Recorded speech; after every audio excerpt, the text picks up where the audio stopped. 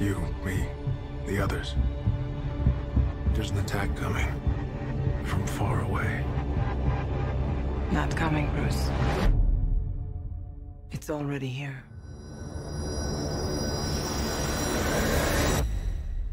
The others. Where are they? Arthur Curry, the Aquaman. It's on him. Organic and biomechatronic body parts. He's a cyborg. You should probably move. Barry Allen. Whoever you're looking for, it's not me. You're the Batman? They said the age of heroes would never come again. It has to.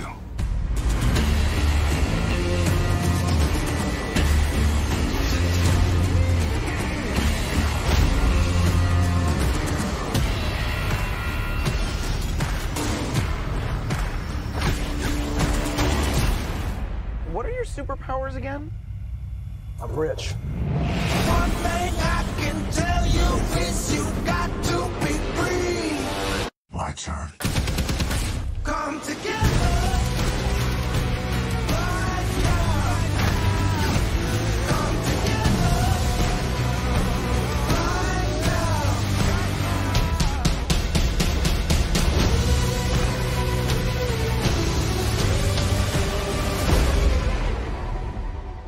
Shall we? It's good to see you playing well with others again. Just like a bat.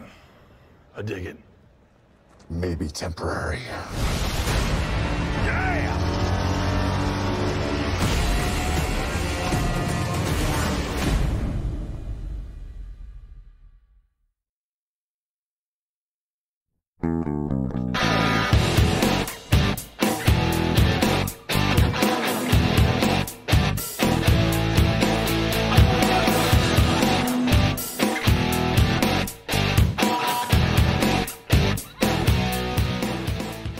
Hello, everyone, and welcome to They Called This a Movie, testing the strength of friendships one terrible movie at a time. You can subscribe to the podcast on iTunes, Google Play, Podbean, and anywhere else you get your podcasts. We're also proud members of Geek Vibes Nation. You can go visit them at gvnation.com. Welcome back to They Called This a Movie. I am Dan Aquino, and I am joined by my good friend, Mark Myers. Say hello, Mark. Oh, boy. I made a mistake when I asked you to do this movie today. But I think the world made a mistake. Yeah, I'm excited to do this podcast. Don't get me wrong. It was a mistake. It's not a bit. I just want to get something out of the way that has nothing to do with the movie.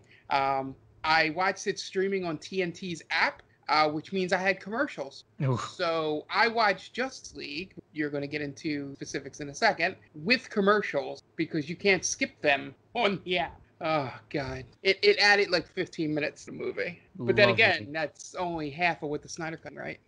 Right. But I digress. Right. Yes, this week we watched The Justice League at the behest of our good friend Anthony Del Vecchio. He cannot be with us today, unfortunately. He is recovering from some surgery. No, he's doing fine. He'll be back next week, hopefully. Very much alive to boss us around next week. But get well soon, Ant, because you have to edit this podcast. So yeah, as Mark alluded to, we are covering 2017's Justice League, or the Justice League, starring Ben Affleck, Gal Gadot, Henry Cavill, and Ezra Miller, as well as, why can't I remember his name? Jason Momoa. Of course, and Jason Momoa. Amy Adams. There's so many. There's so many. But yeah, and by the way, can I say that it's been 3 years that we've been hearing about the Snyder Cut? Feels like an eternity, dude. I thought this movie came out 10 years ago. Yeah. The CGI backs that up, by the way. The CGI is terrible in the movie. We sat down and we watched this hunk of junk. Yeah, I mean, I've seen it twice. I saw it in theaters where I was very disappointed, just as disappointed the second time. How many times have you gotten to see this, Mark? This is my first time. First time. So I haven't seen Batman v Superman either. So that's why I texted you. I was like, spoilers for Batman v Superman. I was like, did Superman die at the end of Batman v Superman? Because they opened this movie with that. Right. And that's part of the problem with Justice League, and I'm going to touch on that in a little while. I'm going to get it. But yeah, but objectively, Batman v Superman: Dawn of Justice is the better movie. The plot is still kind of incoherent, but it's not a jumbled mess like the Justice League. But I digress. We're going to get into that. It's like the old South Park joke of, choosing between a douche and a turd sandwich. Right. Between Batman v Superman and Justice League. It always baffles me. And I think because Anthony will always say, everything's a cult. And I think there's no better example than the Zack Snyder movie, Man of Steel, Batman v Superman, and Justice League. Obviously, with Joss Whedon taking over for Zack Snyder due to family issues, very unfortunate what happened, obviously. And we wouldn't dare make fun of what happened there. But, people really, really die on this DC hill where, are the movies terrible sometimes? But it's blind patriotism towards these movies where there are no flaws. Yeah, so here's I had mentioned to you in the pre-show, I don't know how much of a hot take this is, but the one thing I noticed, this being the first DC film besides Suicide Squad and, Harley Quinn, and, this was supposed to be their Avengers, these two movies.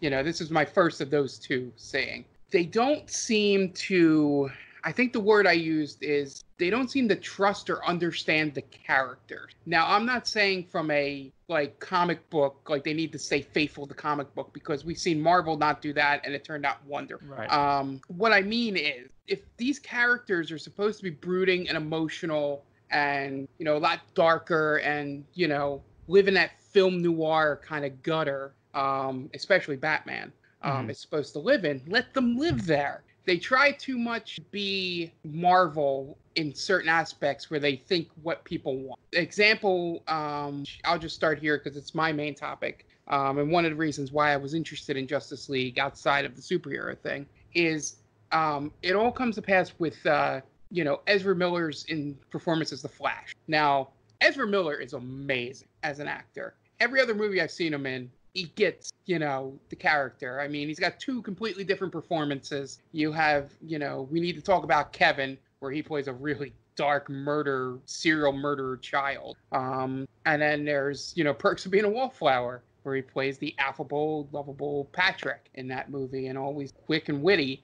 And for some reason, now I don't know much about the Flash, so I could be talking out of my ass completely here. But they introduced this whole backstory with the father and it killing his mother, but it was frame job and all that stuff that I guess I'm supposed to know if I know Barry Allen. But what they do, instead of making that character more of a, hard-hitting, sort of dive into that character, they try to make him like this socially awkward, no friends, sort of, trying to be the funny man in the movie.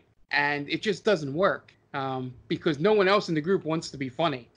He's essentially the Peter Parker to the Justice League, and that's how they make him out to be. Now, in the comics, he is a smart aleck. He's fast-mouthed, fast-moving man, and he uses that humor to kind of throw his enemies off balance. But you're right, here it just comes off as really annoying because no one else is buying into it. Yeah.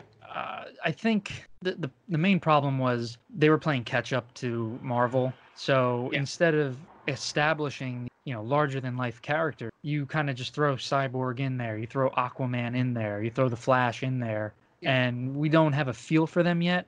Cyborg is not a doom and gloom character. A lot of people will probably know him best from the Teen Titans cartoon, or even the comic books. He made a name for himself on Teen Titans, and he's more of a, he's like a jock kind of guy, and he's fun-loving. He's, booyah, that's his catchphrase. We get it here, but it's so forced, and everything is just a jumbled mess. That's the best way to put it. Feels like 3 of the characters in this movie are basically starring in part of their origin film more than starring in the ensemble film. I think that's what makes Avengers great, is that I believe all the main characters, maybe all of them in the first Avengers, all had their whatever you think of the Ed Norton, all had their solo movie out before that came to play. So the whole Barry Allen having to show you that he's quick-witted, fast with a quick quote, making jokes about that he eat a lot because he runs a lot of calories off, all that stuff. Hasn't been established yet. So when you have Diana and Bruce and Clark, for as little as he's in it, already established and have this devastating backstory from the last movie, they don't mesh. Even Jason Momoa, who might be the best of the three new characters, they seem like two separate groups in this movie. And I think there's a lot of DC, like you said, trying to play catch up in this, because I'm watching this movie and it's not so much that, there's nothing there. Like there feels like so much wasted potential. Like my two favorite scenes in the movie, and they're real short, are, Diana and Bruce after they resurrect, I think it's after they resurrect Superman.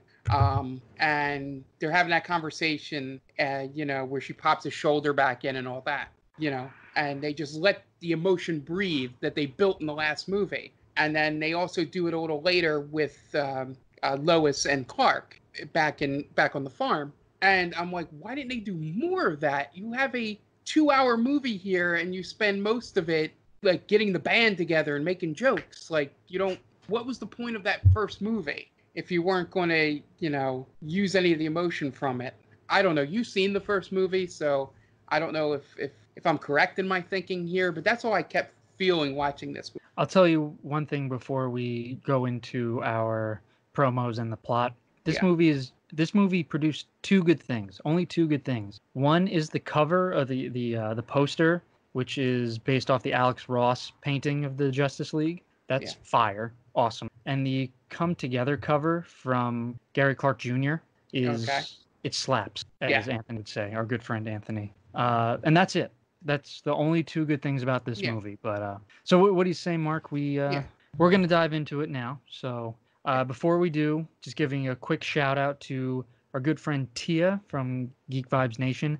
I lost the plug for it, and I've said it enough times where you think I would know it, but my brain capacity is very limited. So just going to give a quick shout out to Tia and her podcast, The Top 10 with Tia, where her and her friends have a weekly podcast where they cover the top 10 movie subjects. This week it was the top 10 Quentin Tarantino moments. So go check that out. It's a weekly podcast. Tia is a good friend of our podcast, and she's just a good person all around. Yeah, I wonder if I heard somebody promote a podcast they have, if she'd be willing to branch out from movies and television. Somebody said they do a podcast with their friends, like top 5 lists, and they did top 5 hose head settings.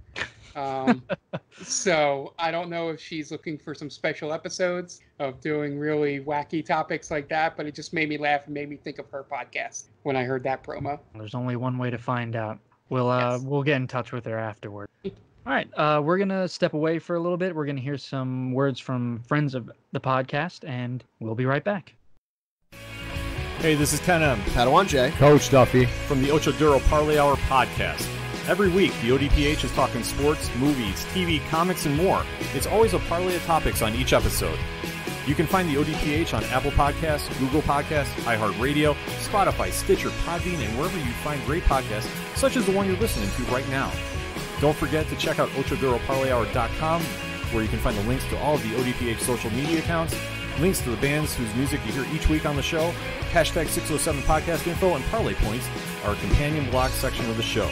Thanks for listening to the ODPH. Now get back to your regularly scheduled podcast. Welcome, travelers. Seems like you're looking for a story. Well, I got one for you. It involves adventure, friendship, and all sorts of... Earl, why don't you tell him about that time I stole that big-ass melon? Yeah, I was going for more... Or you could tell him about the time I kicked her ass, Earl. I wouldn't ever tell him. Do I need to get my ref gear on? Okay, everyone, shut up. Now come with me as I tell you a story from afar. Hey everybody, my name's David. I'm the DM for From Afar Podcast. A From Afar Podcast is all about 4 friends separated by distance, but brought together by adventure. Hope you all stop by and give us a listen. Thanks. Oh man, I love those guys. I'm a big fan of their show. Yeah, it's always great to have great friends to listen to our podcast and vice versa. Yeah, absolutely. If you get a chance, go listen to them. Just you know, you got to support the small podcasters. That's what I always say. That's my motto. Yep. All right, so we're going to jump into 2017's Justice League. Budget of $300 million, cumulative worldwide gross of $657 million. It has a Rotten Tomato score of 40%. That's a very paltry 40. And an IMDb score of 6.4. All right, so we open up with some bad CGI explaining Steppenwolf, how he's trying to take over the world using 3 mother boxes. We get a big battle shot of Atlanteans, Amazonians, men, and a Green Lantern. I guess the Corps couldn't spare more than 1 Green Lantern, unfortunately. But that was pretty cool. I remember being in the movie, seeing the Green Lantern come around. I was like, oh, that's cool. Green Lantern's going to be in this. But that was it. So Steppenwolf winds up losing, and the mother boxes are separated. One going to the Amazonians, one to the Atlanteans, and one goes to the world of men, who just decide to bury theirs in the dirt somewhere. Meanwhile, the Amazonians and the Atlanteans have theirs kept in like a big, palace surrounded by guards. And it's just like men, right? We're like, just throw it in the ground.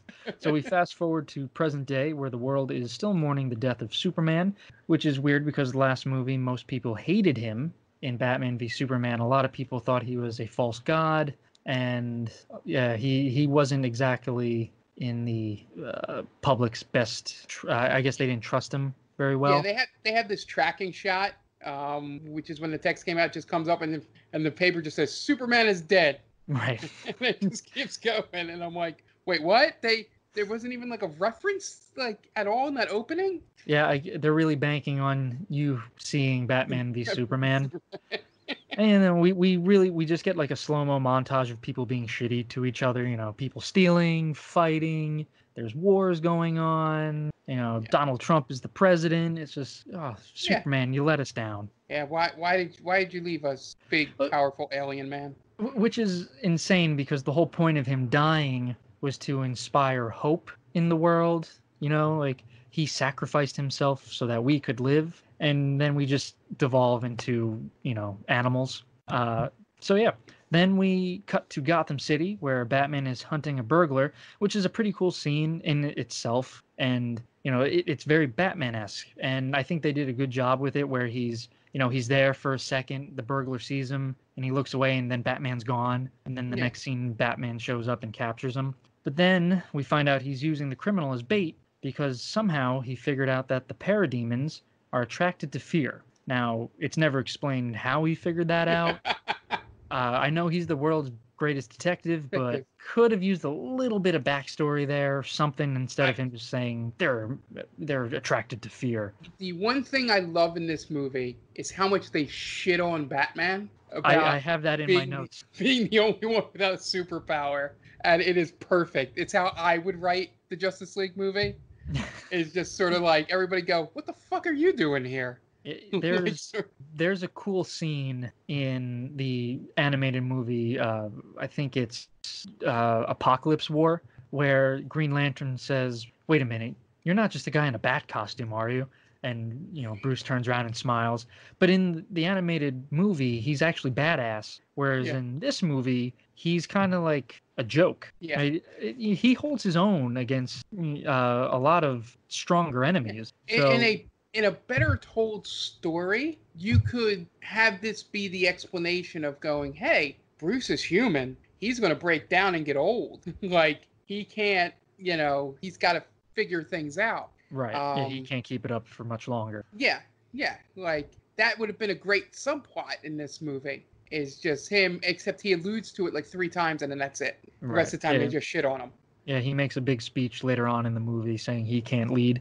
But, it's kind of just thrown in there, like you said. So Batman captures the parademon, and it conveniently explodes, leaving the exact shape of the mother boxes. Now, that was like my first facepalm moment in the movie. Or actually second, behind the aforementioned CGI Superman lip. Yeah. So like, why do they explode leaving behind the mother boxes? Is that just like a conveniently placed plot hole? Like, oh, this is what we're looking for. Yeah. For those of us that played, I think it's Dark Souls 2. That scene reminded me of what's called the Pharaoh's Lockstones. It's actually a thing that you find stones throughout the world and you put it in there, and then the wall disappears and there's something behind it, either terrible or great. It's Dark Souls. Okay. But it's a 3, eye hole. You put the stone in the mouth part. It sounds more plausible than this, to be honest. Yeah, like that was in the world, but that was the first thing I thought of when it exploded, and I left behind. I was like, huh.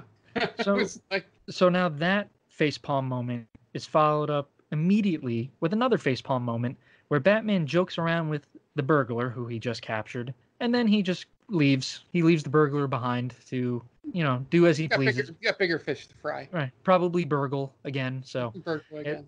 Batman is slipping in his old age. Yeah. Next, we get to Steppenwolf. He is attracted to Earth being vulnerable since Superman's death, and he arrives in Amazon, where we get another poorly rendered CGI scene and him capturing the first mother box. Yeah. This entire scene, a lot of this, I don't know. It's one of those things where I feel slightly weird about, when I criticize the Marvel movies, I've seen most of the lead-up movies. I didn't see many of the DC ones.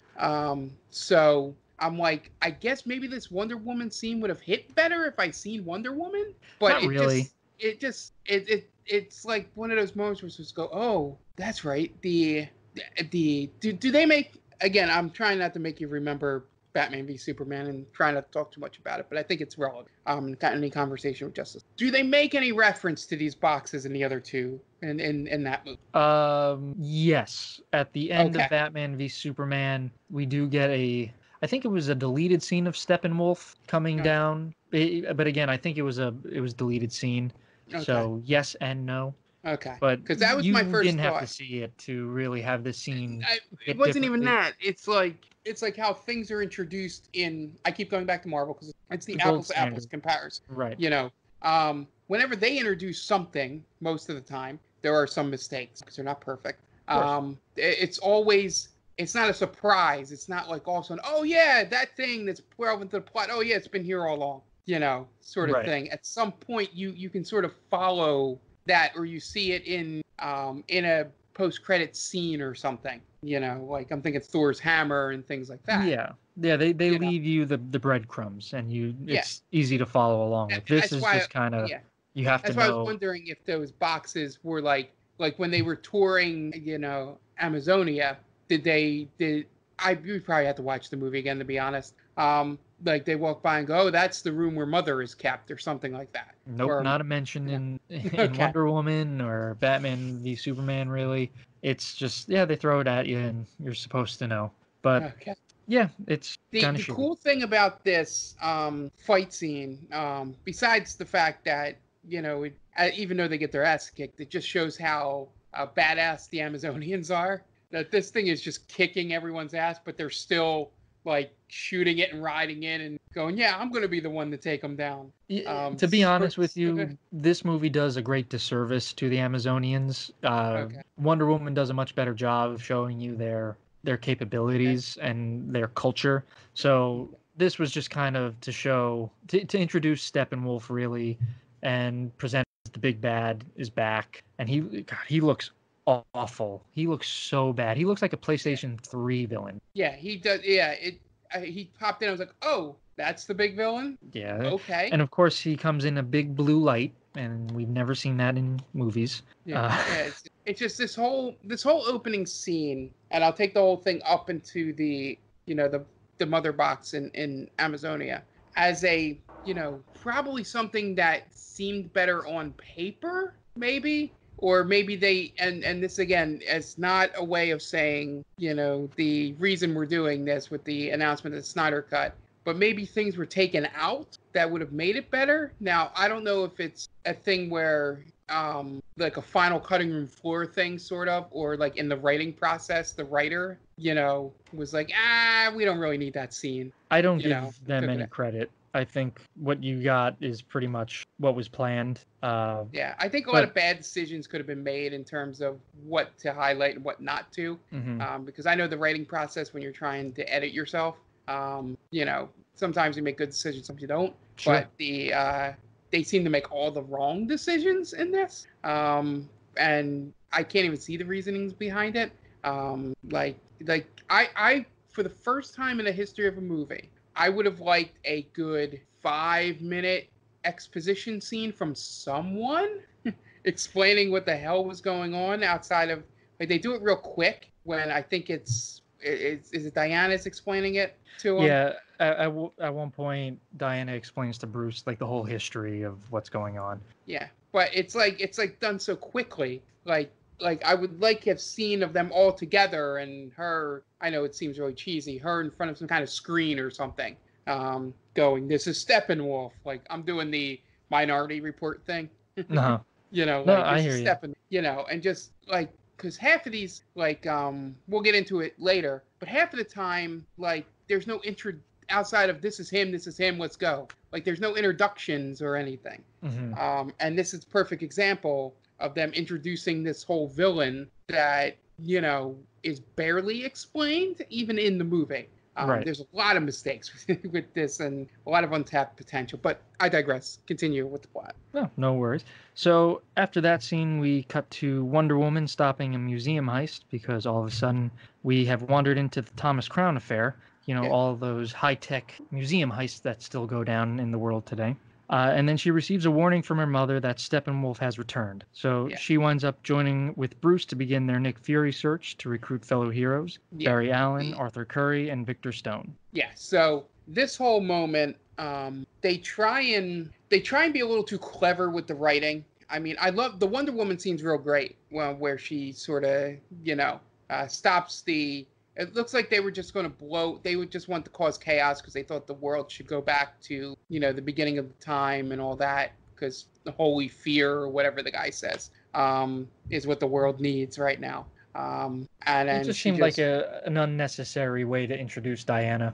Yeah, it's just we hey, have to Wonder throw Woman, in an action bing, scene. bing, bing, yay! Right. But the good introduction, which is probably what they should have done originally, was, you know, with the it's one of the moments where I'm like, okay, whenever they wrote this section of dialogue, they got it. Like they go, oh, we need to sound the warning flame or whatever they call it. And someone goes, well, it hasn't been lit in 5,000 years. Do you think, you know, men will even know what that means when you do it? And all, you know...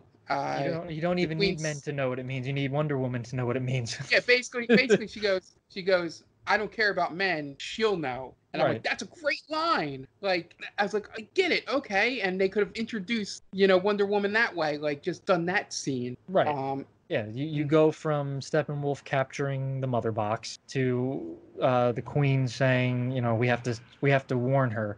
Like, oh, do you think she'll know? Like, she'll know. And then they set the warning. And then you can cut to Bruce doing his thing with Alfred in the plane, where they had the conversation about Diana, and they make the snarky response like, oh, do you want me to send a note that says check yes or no for it?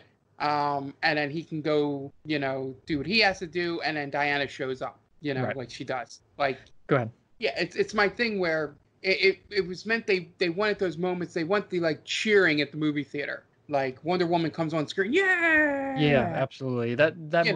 This movie severely lacked applause breaks, I'll say. Yeah, they wanted them, but they didn't hit. Right. Yeah, well, bad pacing and all that, and bad writing. But, so now the next part kind of, I don't understand how it works. So, Bruce and Diana, they split up trying to recruit the team members. So, Bruce travels to an undisclosed location. I forget what the town is, but he's recruiting Aquaman. So he leaves Gotham. He has a clean-shaven face. He arrives in the fishing village, full beard. Was he gone for months? Don't you think Steppenwolf would have finished by now, if that were the case? Yeah, I wonder. I'll have to. Not that I will watch it again, but just to see the explanation there. But even that scene could have been so much better. In that Jason Momoa is real good in it, by the way. Just being like that sort of, he knows that Bruce is looking for him, and that Bruce kind of knows it's him that he's looking for, but he's still going to be a dick the entire time. You know what I mean? Right. With that, because he obviously stands out amongst the people in that room. But the whole thing, they could have done it a lot better. Like, not even have him there. you know, have him do his whole speech in front of the Icelandic people, and, you know, they sort of shoo him away or something, and, you know, I don't know. It was just having him there is just like, okay, I know who that is. Like, I just like how he immediately tells Aquaman that he's Batman, and Aquaman doesn't even seem to really like, oh, guy dresses like a bat, cool. Like, come on. He just revealed his secret identity for nothing.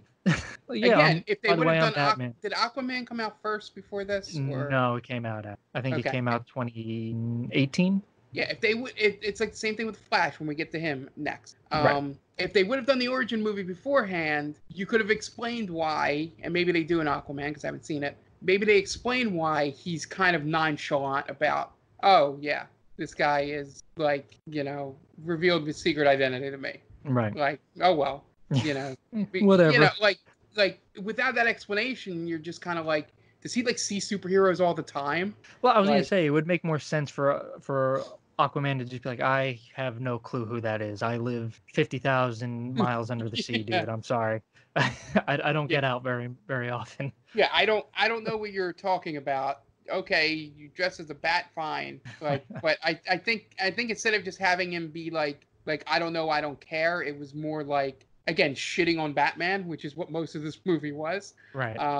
About the costume. Which, guy dresses by the as a way, it's the one comedy moment that kind of pays off is when he does show up, you know, in full Aquaman gear, and he lands and he goes, "Oh, you really are just a bat." Yeah. Well, yeah. Again, copying off of the Apocalypse War, kind of. Yeah. So next we go to now. This is another weird scene because as Diana is looking for Victor Stone, aka Cyborg, he winds up finding her and asks to meet with her, only to reject her in joining the team. Which, why would you even reach out to her if you know you don't want to be found? So I think the best way to take this whole section of the movie is we should just jump, you know, just talk about them all together because they all just sort of jump from one to the other without much of a long scene. Mm-hmm. So I think they follow Bruce first, which means we hit Flash first. But we'll get back to him because I want to talk a lot longer about Flash than anyone else. Right. With this scene, what it does is it shows what I think the movie is trying to say is that when Superman's not around, Diana's the leader of this group. 100%. Like when Cyborg pops up on the screen, he goes, "Why would I tell you?" or whatever, you know, and she was like, "Well, you'd be dead at the lake if I wanted to kill you." Like, that line is badass. Like, she makes no knowledge in that scene with Batman that she noticed there. But that's kind of dumb. I feel like, you know, she should have maybe given a little glance or something, just like a knowing, okay, like I understand we're being watched. But just having her say, "Oh, I could have killed you at the lake." Like, all right, well, we didn't know that you knew he was there, so we're just gonna take your word. She could be lying. She could be like, "Oh, I knew that." I wonder. I just thought the way she was badass, but she is badass. So the shot, I don't know. It's one of those things where you could have easily gotten that shot, but I think maybe they were on like it needs to be 2 hours time frame, and they just cut out every little thing they thought was unnecessary. Like even a 5-second glance from Diana, they were like, we don't really need that. She explains it later in the movie, you know, sort of thing. We needed 15 seconds here. You're right. So we got to fill in some time. We got to cut it there. We get to get down. But yeah, I think what they were trying to establish, but I don't think they had any idea what they wanted to do with Cyborg, which explains his whole his arc felt like a whiplash in a sense that he went from being I'm not gonna do anything to like being like the pseudo like rah guy for everything. You know, it's like yeah sure, we'll raise Superman. Yeah, right. Sounds like a great idea. I did all the calculation. Right. Yeah, it's weird character turns for sure. Yeah, and this scene explains that is because, you know, she does the thing where she wants to see him, you know, she says old fashioned, you know, thing, but I think she just wants to make sure he's real. And then he's still trying to be brooding, but the character, you know, he's not a mopey character. You know, he's more of a. And I get what they're trying to do, like, oh, you know, his life was ruined by this accident. Now he's a machine. He's sad. Meanwhile, you know, he can fly.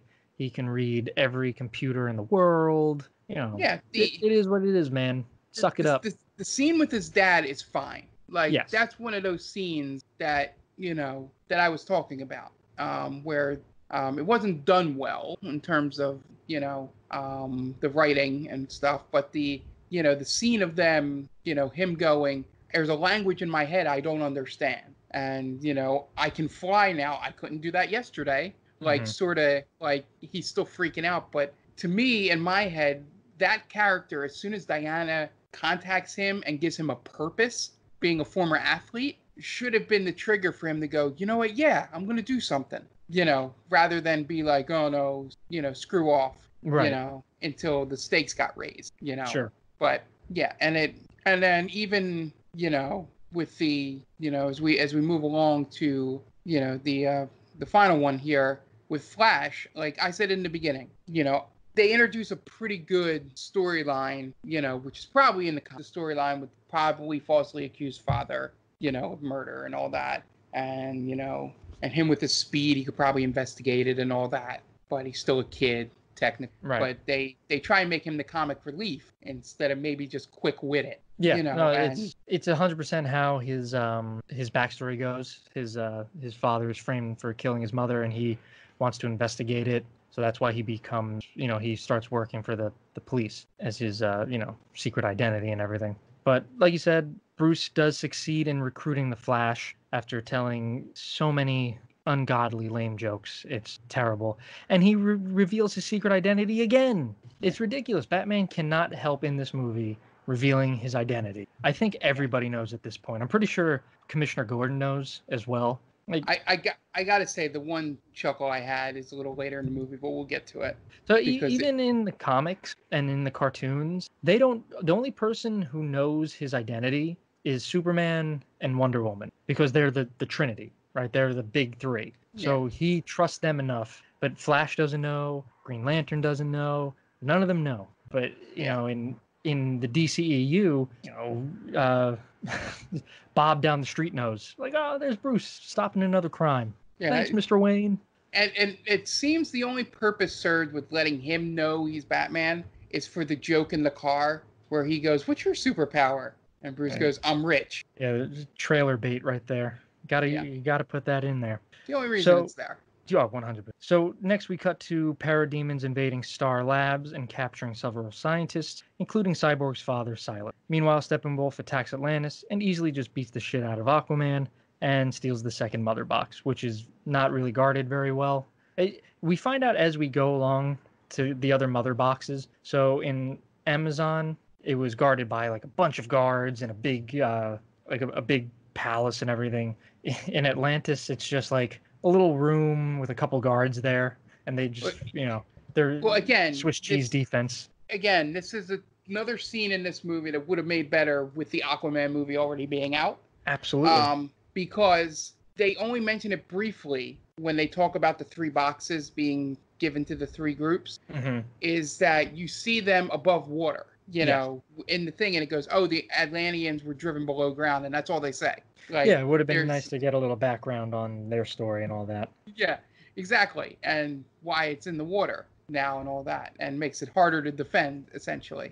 Well, this is DCEU. We don't explain things here, man. Just take it at face value. Yeah, and since we're getting to a point where she'll become relevant, I want to say the useless scene, only because they don't expand on it more. Again, I'm talking like this movie should be. Maybe I'm used to Avengers movies that are 2:15, 2:30. But the only scene that Lois Lane is in the entire movie, outside of, pre-Superman coming back, is like basically going, hey, we're still in this movie. We're going to be relevant later. Right. Yeah, they just do a quick walk by with Diane Lane. Like, hey, they're just in the office talking and going, oh, we're sad. Superman's dead. Right. And that's it. Like, if they would have done that a little longer, like if they try to do the emotional thing where she gets in the car with the dog and you see the sign as she drives away, maybe have Lois there, or, have Lois at the new apartment, Sure. If you're going to introduce them, just it's the old thing, showing rather than telling. And a lot of these cases would have made this movie so much better, maybe a little shorter in some instances. Possible. Yeah. It's just, essentially the only reason they're in this scene is to remind you who they are. and what their importance is. Right. And maybe it's just me knowing how these movies work and movies in general, but I knew as soon as Bruce talked about his big gun, Oh yeah, I mean, come coming on. out, I was like, oh, I know exactly who that is. Yeah. Again, one of the greatest minds in the DC history is just reduced to, a typical gumshoe kind of thing. Yeah. Like, oh yeah, you're so smart, Bruce. Thanks. Yeah, and it's just it's sad in a sense that it's only because when you put this side by side with the way they did Avengers in terms of, it's hard to keep going back to that, but it felt like the rushing to get to Justice League is what hurt this movie more than anything, because you don't have as much story and information to draw on in this movie as you did with Avengers, the first one, because all those movies had been out beforehand. You had things to pull from to, introduce characters. You had chances in those other movies where other characters could have met each other or learned about other ones. Because I want to get to this here, because this is when the team sort of starts forming. None of them, short of an introduction of everything happens off screen. Short of an introduction of, oh, this is Barry, that's Victor, Bruce, Diana. All right, we're good. What are we doing? And then later in the movie, it's like, no, Victor! Like they've been friends forever. Well, first of all, don't ever apologize for bringing up the superior Avengers movie, all right? That's the gold standard. That's what we hold these kind of ensemble movies to, and that's that's not their fault. It was the thing that frustrated me the most watching. I'll say the hate is slightly overrated for Justice League, because I think it's as a film, if it came out without the Avengers here, it would have been fine. But it's got that comparison that makes it much worse, look much worse. And it's just like it has to be an executive decision. That's the only thing I can think of.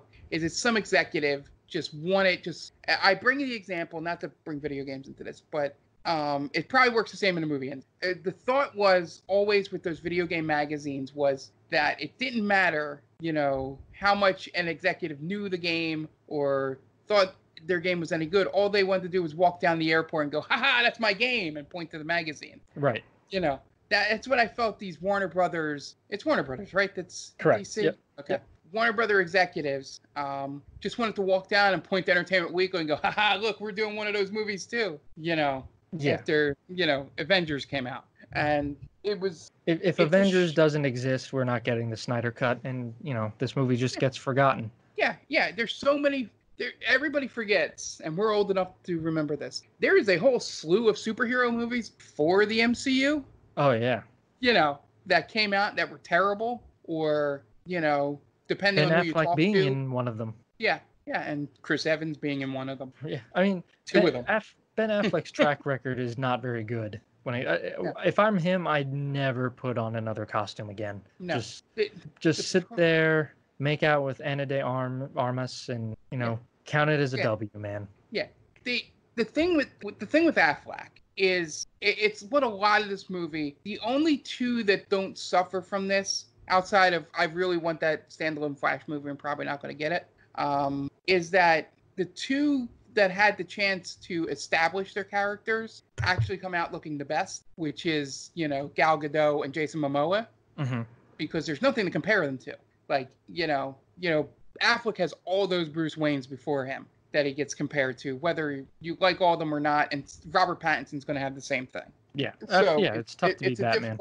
Yeah, I mean everybody hated Keaton before '89 Batman came out. That's true. He's still my favorite to this day. Yeah, so it's like you have all that, and then Supermans are all compared, throughout, but not having a Wonder Woman outside of Linda Carter on the TV show, which was a completely different character, right. In terms of how they portrayed her, help, Godot's character not seem like it was wrong timing. Like, I'm saying this to drag to the point that if Affleck would have been the Batman after Clooney instead of... Oh, yeah, it would have been much better. His performance was like, oh, this is a better Batman, because it's closer to, it's closer to what Nolan's Batman, which I consider the, Christian Bale's performance as Batman. But that's a whole nother podcast we discuss. Batman, Affleck's Batman is sort of the bridge between the two. Right. And the fact that he came after Bale just makes it look like a worse portrayal. It's like everything else in this movie. It's like, well, that would have been good if it wasn't for this. Right. Yeah, You and know. it's tough to follow up. But anyway, going back to the plot, as Mark alluded to, the League starts to form, and Batman, Wonder Woman, and the Flash are summoned by Commissioner Gordon, who is portrayed by J.K. Simmons and is totally wasted in this movie. Which, by the way, I love J.K. Simmons, but you can't have him. It's not his fault. He's got to take the pay where he gets it. But I don't know. It's you can't be J. Jonah Jameson and then be Commissioner Gordon. I don't know. I love him in both roles. I think if they had made the Ben Affleck Batman movie and having J.K. Simmons as Gordon, I think that would have been phenomenal. I do like Jeffrey Wright. I think he's a great actor too, and I think he's going to nail the part of Commissioner Gordon. But yeah, I think J.K. Simmons was wasted, and it was just another cameo. Like, oh yeah, this is what's going to happen if you support the movie, and that's probably the saddest part of not getting a Batman movie is not seeing J.K. Simmons. Again, it's another thing. I was just thinking about this. If he would have came before Gary Oldman's, Gordon, right? You'd be like, oh yeah, okay. Yeah, I mean, I don't think I've ever had a problem with any Commissioner Gordons that have been portrayed to film. So I don't remember the Commissioner Gordon in '66 Batman, but it was like your run-of-the-mill Irish cop. Oh no, wrong. He was like an older man. I'm sorry, but he was good too. But they had a cop who was just like your beat cop from Victoria era London. So they assemble on the roof of the GCPD, and Gordon informs them that there have been parademon sightings and that they're using an underground base.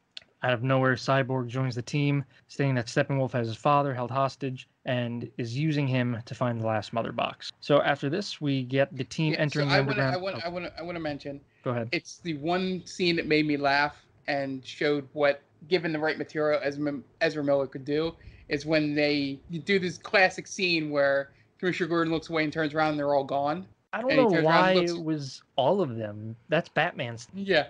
Yeah, and he turns around and flashes, which is the point. The Flash is still there, and he goes, oh, they all vanished. It would have just made more sense if Batman. And then the rest of the team are like, what happened? And Gordon could say, he tends to do that, right? That's what I meant. Like, again, it was another one of those scenes where... It could have been much better. It could have been funnier. Almost there. Yeah, it could have been funnier if it was just Batman doing it, because everyone knows Batman does that. It's in every movie. Except, like, I didn't know Wonder Woman was super stealthy. And Cyborg is a friggin' machine and was able to move. As we talk through it, I think it would have been better if it was Cyborg and Flash left behind. Yeah, because they're also the newest. At least Diana and Bruce, like, she would know he does that, so she would do it too. Right. Sort of thing. And plus, they're the most. Again, they're the senior members. They've been heroes the longest. The other two are they're greenhorns, So yeah, it was just a funny humor scene that almost was perfect. Almost had it. So now we cut to the team entering the underground facility where they fight their way to Steppenwolf. Here we see Batman getting his ass handed to him by some parademons. And, as Mark and I alluded to, this is a theme of the movie where, Batman, one of the greatest fighters and one of the greatest minds in the DC universe, is just kind of thrown away as the aging man that he is.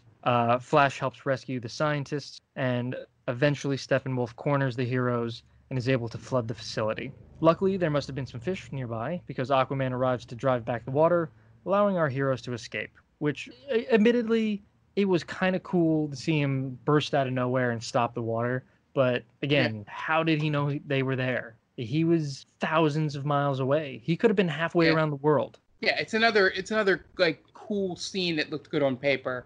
And they just didn't make the connection to it. And again, this is something that would have worked had there been an Aquaman movie, that establishes, the Queen, the King, blah, blah, blah. So, after Steppenwolf steals the mother box, Aquaman could have gone to the Queen or whoever, Willem Dafoe, and just, Willem Dafoe could have told him, Arthur, I know this isn't our fight, but you need to go and get that mother box back and help out. Yeah. And all we get is Amber Heard saying, your mother would do it, you have to do it. Right, and it's essentially the explanation. Like I said, I know we keep talking about, because we both are anti-Snyder Cut. I think that's safe to say. Yeah. But I know we keep talking about things to make this movie longer. I know that's I a think thing we're I doing talk a about. fine job of doing that. Yeah, but all they need, like I'm saying, even if they hit like 2:15, where the extra 15 minutes, because this movie is already, like, I checked the time at like 45 minutes, to see what was left, and add 15 minutes where it's like a couple like 3 to 5 minute scenes explaining things like him meeting with the people of the Amazon.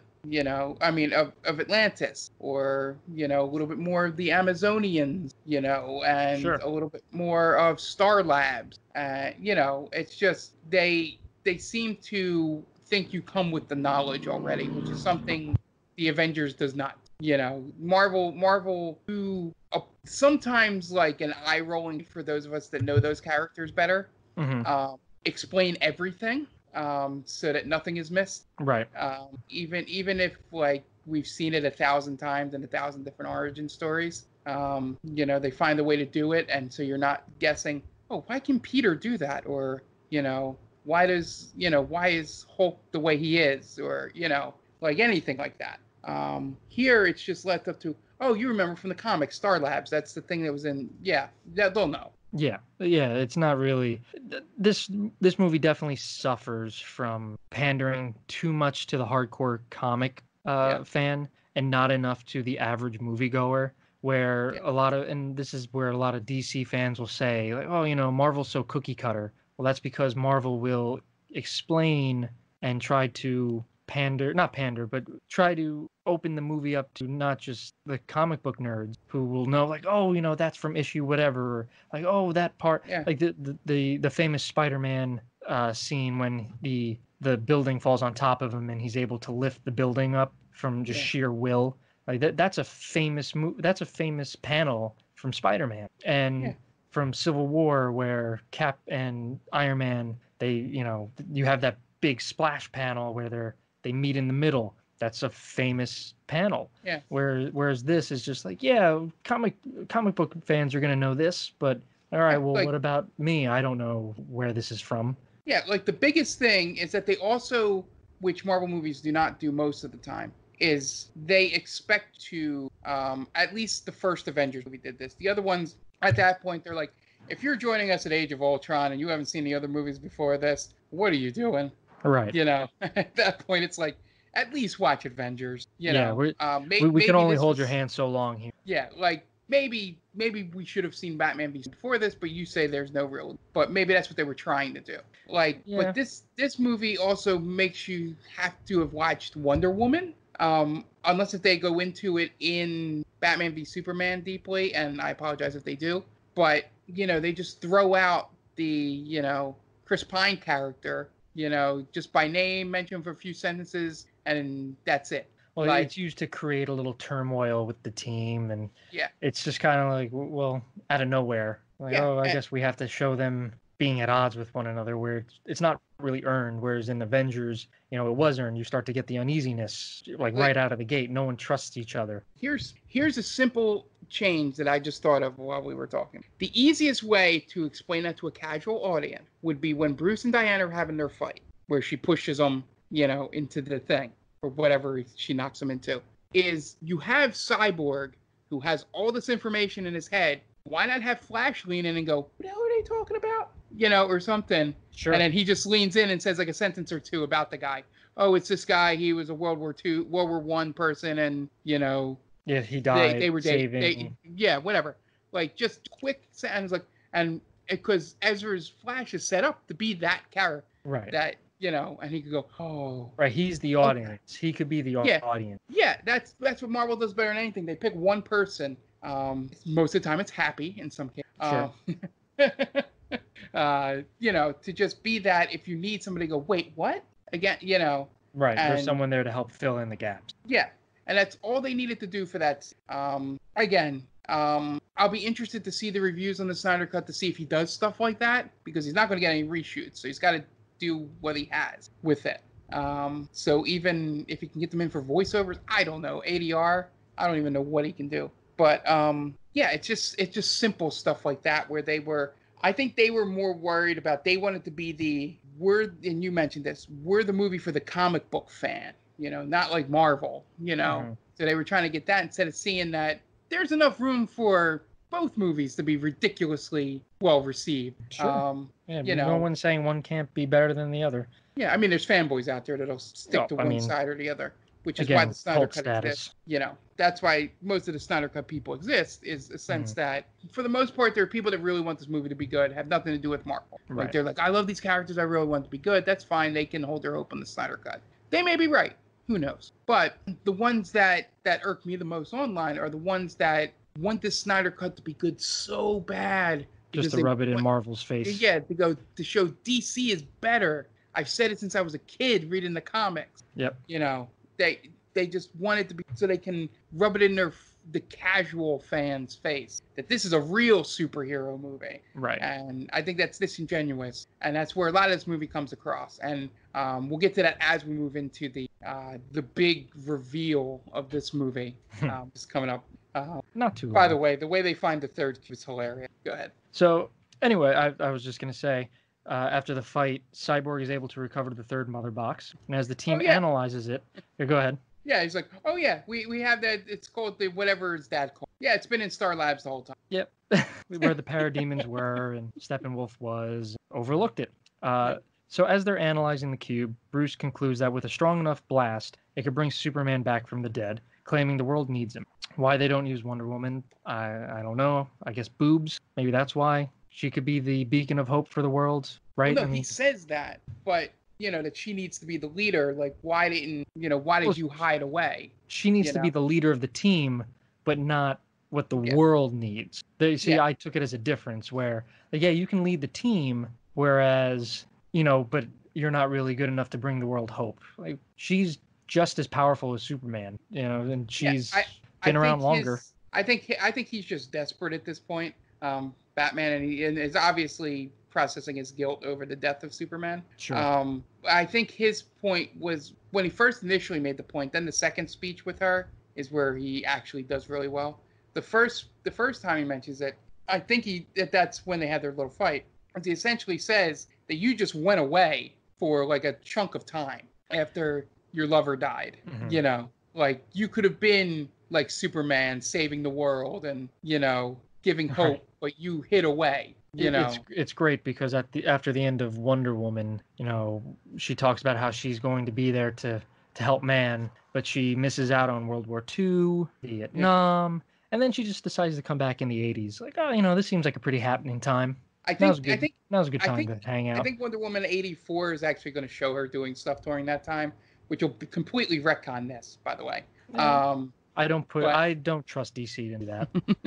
No, like I'm just saying, like he even said that she went away until Luther showed the photo or whatever. Yeah, she went into hiding. But then they're gonna have Wonder Woman 84, which again, like malls are around now. I can go shopping. Girl stuff. Oh boy, but yeah, it's gonna be. I'm telling you, Wonder Woman 84 is gonna be obviously on its worst day will be much better than this. Oh yeah, I mean that movie's gonna make $1 billion. So. After some initial pushback from Diana, we get a hilarious scene of the Flash and Cyborg digging up Superman's body. Nothing's funnier than exhuming bodies, right? Yeah, I do like the human moment from Barry here, where he turns to Victor and goes, I could have been done this a lot faster, by myself, but it just doesn't seem right, To me, it's just misplaced humor.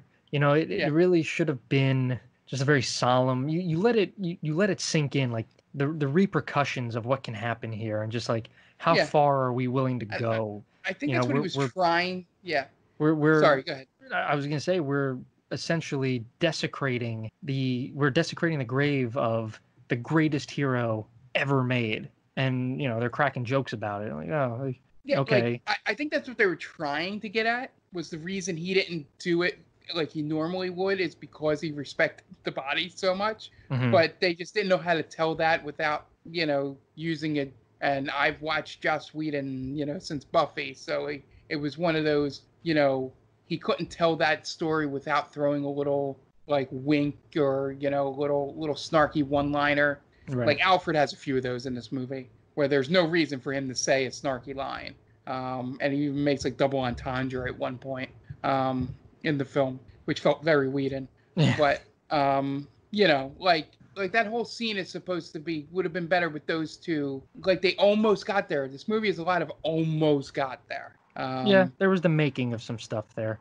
And I'm sure, again, Snyder fans were like, well, that was Snyder's vision. Yeah, sure. If it makes you feel better. It has nothing to do... You can make that scene longer and it wouldn't be better. My almost there is that it needs to be rewritten and reshot to work. Because it's the perfect opportunity to have two of the new people.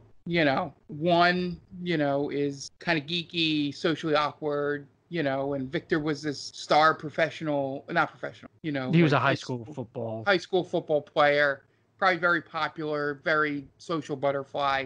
And they're two opposite characters sitting there digging up Superman's body. Like, they could have had a very solemn conversation about what they were doing, how they got here, this is fucked up, isn't it? All this stuff going on. Right. Like they drew the short straws, essentially. Yeah, and it's just like, and essentially all it becomes is a joke about Barry could have done it in 2 minutes. Right. And by the way, that is the simplest casket I've ever seen in my life. Oh, he was a simple man. He was a man of small tastes, I guess. Here's Simple Superman. taste. Yeah. Here's Smallville taste. Right. It's just in a little box, Here's a simple man in a simple wooden box. Right. He's not. That's not Superman. Nope, not at all. So I was almost half expecting the body not to. That would have been great.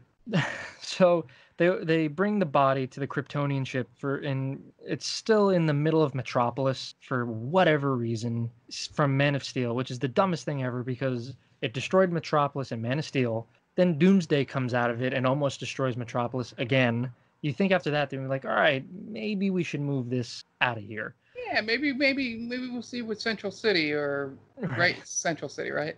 Yeah, Central City. See if they have any room for it. Yeah, there's got to be somewhere for this giant ship where we can... I mean, in Batman v Superman, they make a point to show that there's a piece of land that's uninhabited for the big final fight. So they could have moved it there. So, and by the way, I think it's another thing that hurts the movie. And it's no fault of the movie at all. This is one of the few things that's no fault of this movie, is the fact that DC is set on fictional cities.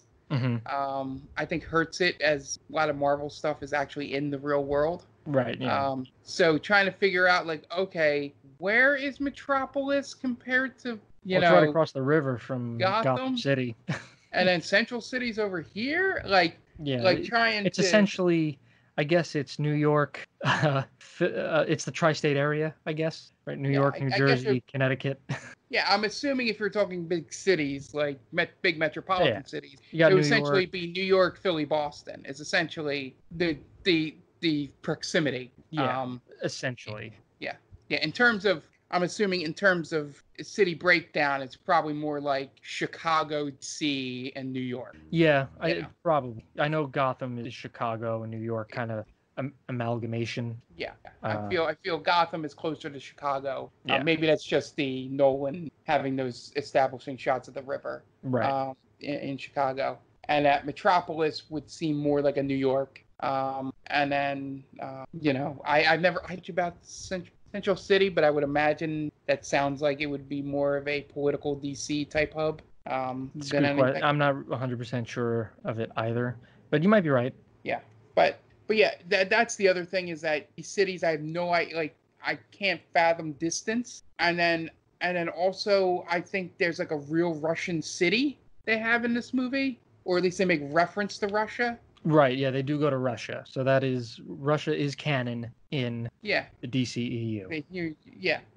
So they needed to know that. Yeah, and they get on this ship, and this explanation, you can go ahead and say what happens here. Right, so they lower Clark's body into the gene pool in the Kryptonian ship. And again, the team kind of wonders, is this a good idea? What if he freaks out? To which Bruce slyly says, I have a contingency plan. And everyone in the theater knows it's Lois Lane. There's no big gun that's an actual gun, or it's not kryptonite or anything like that. It's Lois Lane. And why else introduce her earlier? Right. So they're through the speed of the Flash, running fast enough, touching the mother box. As it hits the gene pool, it successfully brings Superman back, who immediately flies off groggy, not knowing where he is, but shirtless and buff and sexy. And the League goes to confront him just to let him know, hey, are we cool? We're buddies. And Clark proceeds to prove why the world really doesn't need the League, as he makes short work of them. Yeah, I was wondering my thing, like, why does all of them go? Like, Yeah, I bring up. Shouldn't it just be Diana? Diana and probably Batman, but I mean, we get to that in a little bit. And it's a cool scene where Superman doesn't really know what's going on, and he perceives the Justice League as a threat, and he just mops the floor with them. There's a good meme where it shows the poster of the Justice League, Aquaman, Wonder Woman, Flash, Batman, Cyborg, and above it says I'm ruining it, but it's a picture of Superman, and above it says 99%, like the battery life is 99%. And then with the rest of the Justice League, it makes it 100%. So, I mean, that's essentially what becomes of this movie now. The Justice League is useless. They're a joke. Because now Superman's back, and he just totally annihilates them. He throws them all around. He's able to catch the Flash, who's moving at superhuman speeds. By the way, that shot was actually cool, where his head starts to turn. And the only cool scene in this movie is and when the look he of catches fear Flash. on Barry's face. Yeah, like, oh shit. But I chuckled at that. So I give this movie 1 point for that. So congratulations. So Batman arrives at the scene. Superman immediately realizes, hey, you're the guy who got me killed. Picks him up, threatens to kill him in his British accent. I don't know if anyone else notices that. He slips accents there. Yeah. And this is when Batman calls in for the big gun. And Lois shows up. So they wanted the audience to know that she shows up in a Maybach. Oh, right, because again, Bruce is super rich. Yeah. It just zooms in on her getting out of the car, and I'm like, oh, they must have sponsored it because it just center of the screen. It just says, Maybach. Couldn't have just gone with a taxi. Yeah. I taxied her in. So Superman sees Lois and throws the empty Batman suit aside. And he goes to Lois, picks her up, and flies back to Smallville. While this is going on, the Justice League forgets that the mother box is just totally left alone here, and Steppenwolf just kind of stumbles upon it, like, oh, I'll take this. And bye. And yep, see you later. And then he just fucks off. Yeah, bye. Thanks for the mother box. Bye. So he just, he screws off to wherever he's going to go, and the rest of the league's like, oh, man. Yeah. Probably should have kept an eye on that box. So now the Justice League gets together. They realize that they're kind of screwed. Superman's in the wind, but they realize Cyborg is able to pinpoint where they're going, and it's to a Russian town where Steppenwolf is preparing to unite the three boxes to call in Apocalypse. Yeah. So go ahead. What I wanted to say with and it goes back to, again, another 3-minute scene that they could have put in a movie. Is I know they wanted the reveal of Lois, but it's so obvious who he means. Yeah. Like, just have the scene. Like, have Bruce going to explain to Lois what his plan is. And even getting in a flashback, her okay. Like as she steps out of the car, flashback for I to them arguing. It would have made more sense if this was the first time we see Lois Lane in the movie. Yeah. Because we already established that she's in it. We're never going to see her again. Come on. Yeah. We know that's not true. So it would have been cool, like you said, maybe Bruce kind of goes to Lois and he says, you don't even have to have him explain the plan. It's just like he knocks on the door, she answers it, and he goes, I want to talk to you about something, and then cut away. So, just so we know that he's not just doing it to be selfish. He's got the okay of Lois Lane. Yeah, even I'm thinking, as someone who's watched a lot of movies, you could even do, when she steps out of the car, you can do a quick flashback to him knocking on the door, him saying, I need to talk to you about something. Can I come in? Explain, and then just have like a quick sentence of her going, are you sure? Is he going to come back fine? Like all the stuff that, Diana said. Diana basically said all of Lois's lines, by the way, in this explanation. Are you sure she's going to come back? Yeah, I think once he sees you, or, I think you can help with that. And then go back to the scene. Like, that's it. Like, I'm not saying you need these grandiose, make it a 3-hour movie. Like, just a little, even if it's a quick, like, stylized flash of a flashback. Like, sort of, like, chopped up, edited, if you know what I'm saying. Sure. Like, sort of a flashback in that moment. Or even have it intercut, like, jump cuts as she's walking towards him of Bruce asking her. And that could have been her introduction. You don't need that stuff early in the movie. Right. You know, and it works better. And there you eliminate a 5-minute scene and add one, and you keep the same length time. But I guess they needed to pay Diane Lane for the next scene coming up. So she wanted to be in 2 scenes, or 3 scenes technically. Right. So as you alluded, we find Clark back in Smallville. He's on the farm with Lois, and they have a nice scene together. And again, there's some corny jokes thrown in there for no reason. And then we cut back to the League preparing for the climactic battle, realizing that they're in over their heads, and they get the suit up scene where Batman's got a weird suit on. Everyone's preparing for battle. I don't want to gloss over it, but I thought it was really good having Arthur do the whole speech he gave, and then showing at the end the lasso. Yeah. It's great. I'm too harsh on this movie. I hated that. I'm like, oh, yeah, cool. No, because I knew something was up when he turns and he goes, and you're gorgeous. Like, right. Yeah, that's not something he would say. Oh, yeah, I don't think he would have said that out loud. And then her reaction. Jason Momoa. Yeah, and then her reaction where, like, normally you would think she would get offended, but she knows what's going on. And she just kind of, oh, really? And then they do it. Yeah, that's what you think. They do it in the hand. And then they do it, yeah. Yeah. Amber Heard breaks in and breaks a glass over her head. Cat fight.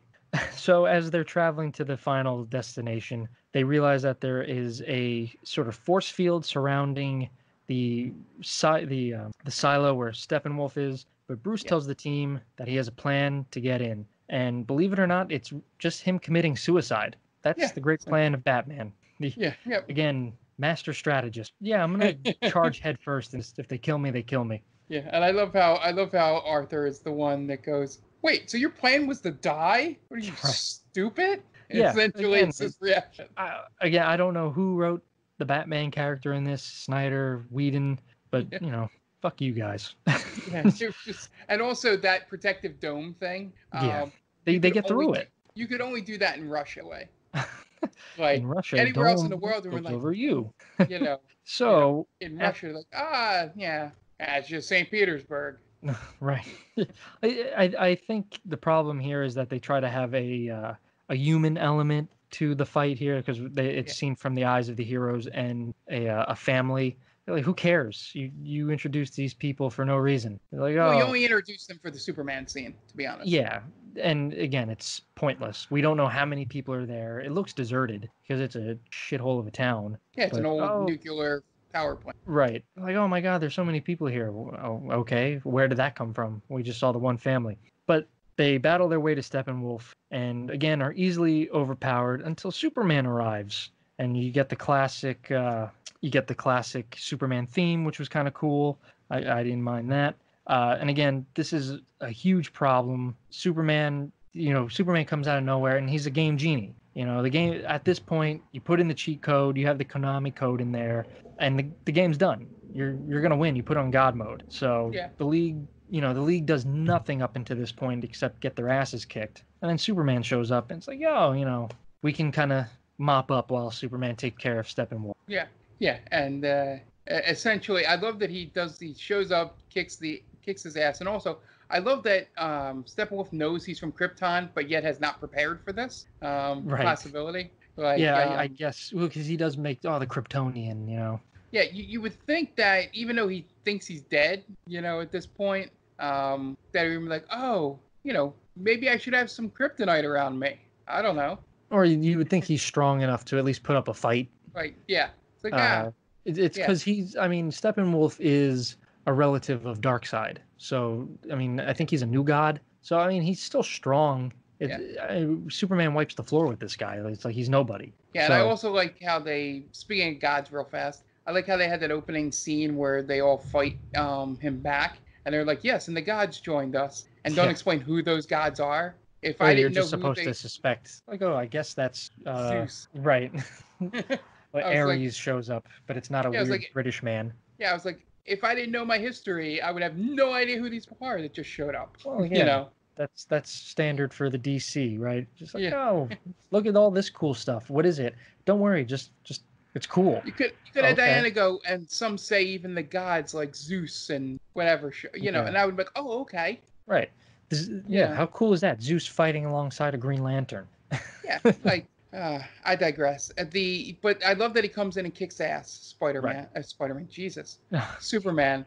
Great if Spider-Man showed up. Right. And then Spider-Man shows up. Superman yells under ruse, and Spider-Man zips down. That he kicks all kinds of ass, and then he goes citizens, and then leaves. And it would have been great. It's a PG-13 movie, but I would just like have to cut to Batman going, oh fuck. We finally got the thing that can beat up Steppenwolf, and he just bounces. Steppenwolf's taken care of.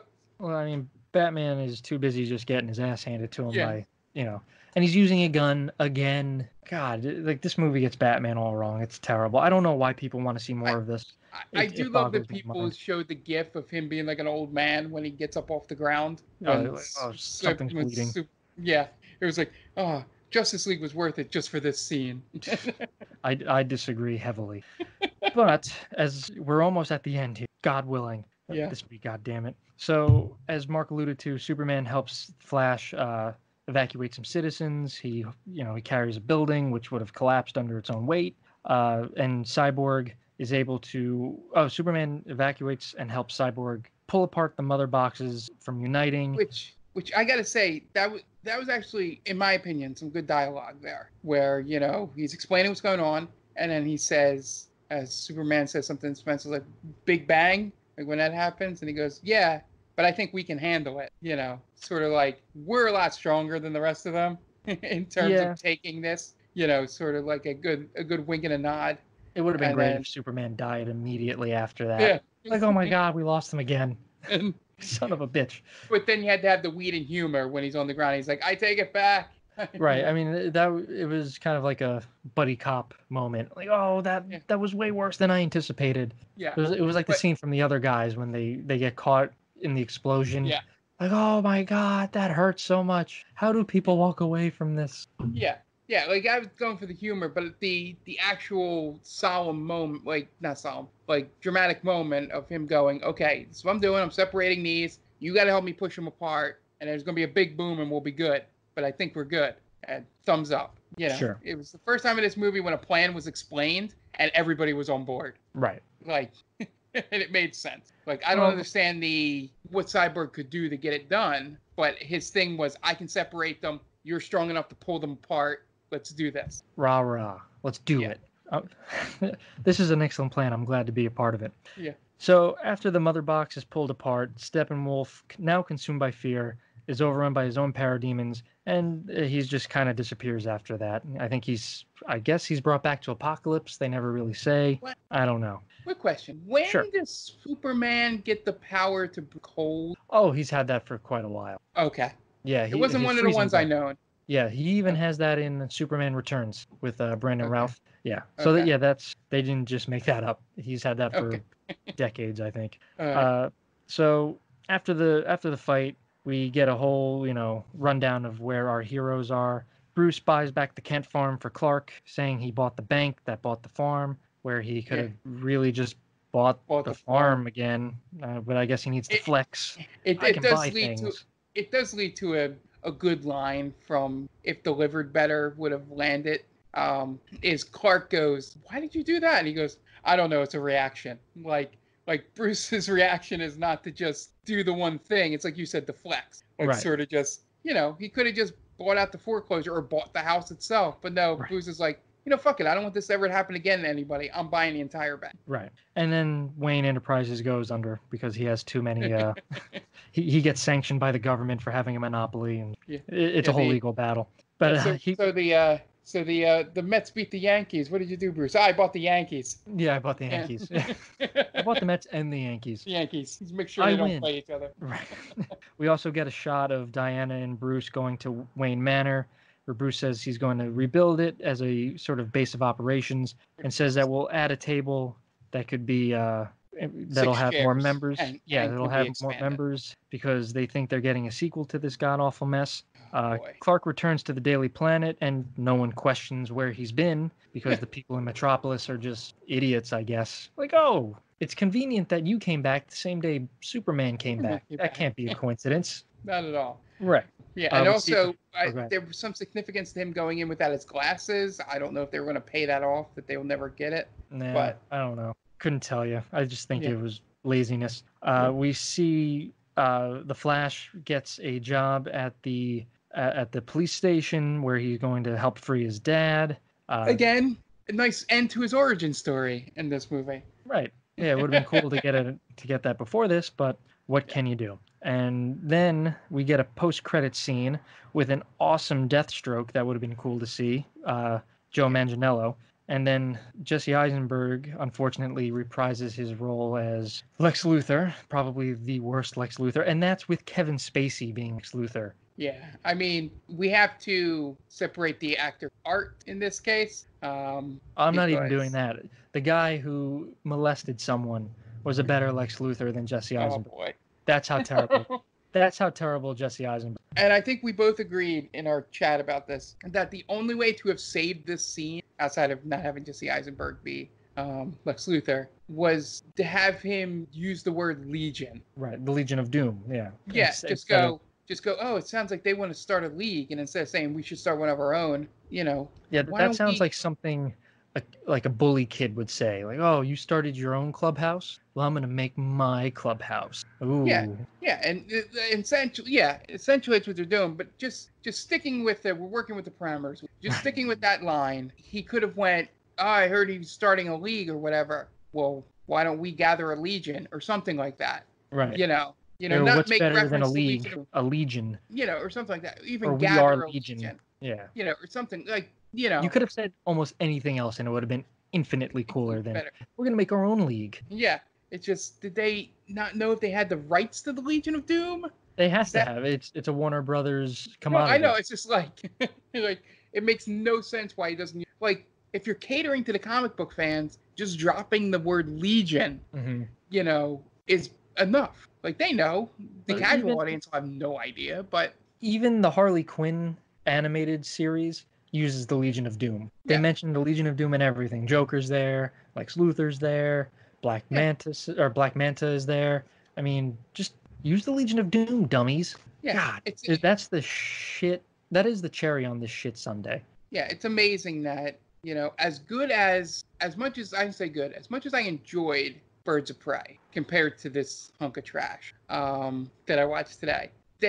All the DC movies I've seen, even Man of Steel, it seems to just at its best just about get there, but it doesn't either get to the line or exceed it like Marvel. Mm-hmm. Like Iron Man's a C level Avenger? More like B. He's a founding member, so he's a B level of character. But that first Iron Man movie with RDJ. And it's just like, boom, he's like 18. Oh, yeah. Overnight, he's the number one comic character. Yeah. And it's just like, you could have done that you had the talent to do it with at least two of the people in this movie to exceed their level on the scale. Jason Momoa tries his best, and I hear he does a good job of it in Aquaman. Yeah, he's fine in Aquaman. Again, that movie, solid movie. Do I think it was worth $1 billion? No. It's a CGI fun fest. But again, I mean, that's most action films, but he's okay. Yeah, but he exceeds what Aquaman's always the butt of the joke. They even make him the butt of the jokes. They make Batman the butt of the jokes. Well, he says the one line, he's like, do you talk to fish? Right, I heard you talk to fish. Fish, So his performance increased it. And if they would have just done more with the Ezra Miller Flash, he has the talent to have exceeded the expectation for Barry Allen. Mm-hmm. But they don't do any of that. They just seem that it's enough that these people are here, that they showed up, give us our $600 million or more. I'm going to tell you how to make this movie better, and it's real simple. And the Snyder Cut's going to do the opposite of it. You don't have Superman in. He just died. You have to earn getting him back. Getting him back immediately is a terrible tease. It's not earned. Because it renders the Justice League moot. They do nothing throughout this film except get their asses kicked and just bumble around. And then Superman shows up and cleans up. So what you do is the world lost its greatest hero. Now you have the Justice League to kind of pick up the slack where, the world can feel safe again. Superman's not here, but there are still heroes out there. The age of the hero is still with us. We have other people to look up to. Getting Superman back just is like, oh, all right, well, who needs these other guys around? We have Superman back. So bring Superman back in the next movie. Yeah, you could have made this without seeing Batman v. You could make this the, like, quote unquote dark middle chapter. Like, maybe they lose. Maybe this is the Empire Strikes Back. This is Infinity War. You know, Steppenwolf succeeds. Yeah, an Apocalypse shows up at the end, like oh man, like now we're in over our head. Now we got to get Superman back. Exactly. Yeah, 100%. That's how you do it. Yeah, and that's essentially saves most of this movie because not most of it. There's plenty of other problems with it. And a lot of it has to do with not trying to be original and trying to be too much like Marvel at times. Is that you take all that Superman time out of the film, add it to making people care about the other characters in this film, and it's a better movie. Like the reason Endgame has such impactful moments, even though I think we'll both agree Infinity War is the better movie, is that they earned all that from what they did in the previous movie. Of course, everything they do in this movie does not build off, as far as I can tell, Batman v Superman at all. No, they threw as much in as they could just to get to the Justice League. It showed. Yeah. It was very sloppy. The plot was all over the place. It was very incoherent. It was just like, oh, look, here's Wonder Woman. Remember, like, she's a part of this now. And like, all right, here's Doomsday. What? Why? It's just what's going on here, Yeah, like Batman v Superman, I think had the best. It was the good first step because there's only the three of them. Mm-hmm. Like, get the three of them together. How do they meet? Fine, we figured that out. And then this movie could have been for the other three, or at worst, you have the individual Aquaman, Flash movies in between. Right. Introduce them, and then the new character for this movie is Cyborg. Sure. And you learn about him and Star Labs and all that. In this movie. The problem with what's going to happen is, and you know what? I hope the Snyder Cut fans enjoy the movie. I don't think there's anything to really salvage from this Drek. They're going to add like, oh, Hal Jordan's going to be in it. The Martian Manhunter's going to be in it. Like, all right, well, they're just going to mention them. They don't affect the plot of the movie. They're not showing up at the final battle. They're like, oh, they're going to show Apocalypse. Awesome. It's not going to matter because you're not going to get anything out of it. You're just going to see him. Who cares at that point? That would be like if Marvel had bombed and like, oh, well, we're going to show you Thanos, but we didn't get a chance to. Like, oh, great. Thanks for that, I guess. Yeah. And just if they would have had Steppenwolf win, quote unquote, and Apocalypse, like the end of the movie is him landing, sort of like how the snap, is the end of Infinity War. Infinity War. So you would have beaten Marvel to that big twist. Like, oh, shit, the hero's lost. Yeah. And then you just scramble like Infinity War did in Endgame for the first hour or less, depending on what your mandate was. Well, and that's when you get the Flashpoint. You have the Flash be a more pivotal character where he is sent back to try to warn Bruce or whoever, and it makes sense. It ties into Batman v Superman. This is just Or even you could even tie into that where Superman becomes like a dictator, and bringing him back was the wrong thing. Yeah. So now there's so many things to do. Right. And they just did the wrong thing. Right. They did a cookie cutter movie, and it suffered for it. I have no sympathy for Zack Snyder, the Snyder Cut fans, because this movie was garbage. Why you would want more of it is beyond me. I love Batman. I'm a huge Batman fan. I like Gal Gadot as Wonder Woman. I enjoy seeing them play these characters, but there's nothing to salvage here. You're like, all right, cool. You're going to get Superman in the black outfit. Whoop-de-doo. You're going to get some CGI. Awesome. Like, is it really worth spending $30+ million? To me, no, but it depends on how much HBO Max gets. Right. And I think they're really banking on people. I don't know. You have HBO Go, HBO Max. When does it end? But I digress. That is 2017's Zack Snyder / Joss Whedon's Justice. It was a mess. I hated it. I award you no points, and may God have mercy on your soul. Would you like to plug anything? Yeah, we'll do it real fast because this episode is running long, as we tend to do. We don't have Ant to keep us in line. Exactly. Stranger Damies airs every Wednesday. New episode up right before this. And They Call Us a Movie. New episode aired on Monday. And then we have the Final Fantasy VII Remake spoiler cast is going up on Wednesday. You can catch both of those on iTunes, Google Play, anywhere you get a podcast. You'll be able to just search the name and find it. So you got those to look forward to. Twitter, Instagram, all that stuff. Be sure to, follow us there. The Game Bowl Podcast has a YouTube channel, which you can find on the Twitter feed. Just go there, subscribe, share all the good stuff you do over on YouTube. And then just, we're getting pretty close to, doing some cool things on the Game Ball Pod, and Stranger Damies is barreling towards mid-level to hot epic level stuff. So good things looking up on the podcast there. I love it. I'm Dan Aquino. You can follow me at DAquino122 on Twitter. As Mark said, Stranger Damies on Instagram and on Twitter, at Stranger Damies. Please rate and review our podcast on iTunes. It helps us out a lot, and we always appreciate it. Rate and review all of our podcasts if you have if you have a second.